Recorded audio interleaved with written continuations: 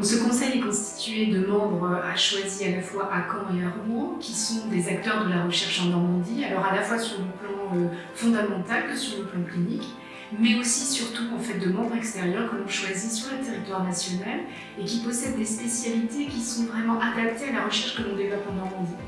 Alors cette stratégie de constitution du conseil scientifique, elle nous assure à la fois une bienveillance et aussi l'expertise des dossiers avec le plus d'objectivité possible.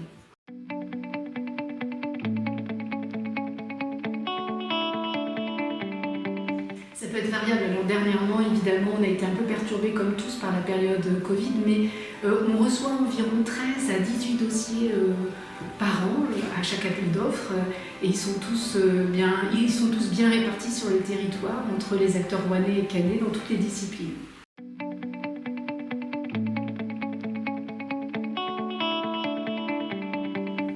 Il faut savoir qu'il y a des laboratoires de recherche qui sont labellisés par l'INSERM, à la fois à Caen et à Rouen, mais ces laboratoires INSERM, ils sont constitués pour certains d'acteurs cliniciens comme les chercheurs du centre Henri Becquerel, aussi tous les chercheurs du CHU de Rouen.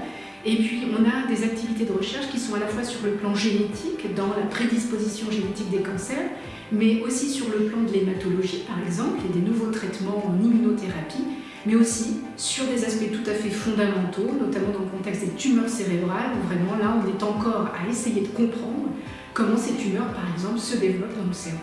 Donc en fait on a, je pense, une bonne représentativité à la fois à Rouen et à Caen, de la recherche en France sur le cancer, à la fois vraiment sur des aspects cliniques, qualité de vie des patients, prise en charge des patients pendant et avec l'après-cancer, et puis sur les aspects effectivement tout à fait fondamentaux de la cancérogénèse.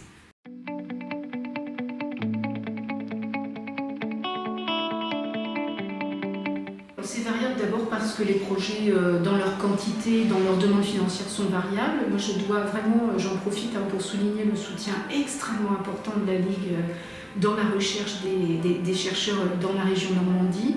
Il n'y a jamais eu, on va dire, de seuil, il n'y a jamais eu de limite. Les comités se sont toujours investis à 100% pour tout financer. Donc, il y a une année notamment, on avait beaucoup de projets sélectionnés, environ 14, qui étaient d'excellente qualité. Les comités ont fait le maximum et on a atteint à peu près la somme de 320 000 € pour cette année de financement. Alors sur des projets qui devaient être réalisés pendant 1 an ou 2 ans. Donc ça devient une somme assez importante pour la région Normandie.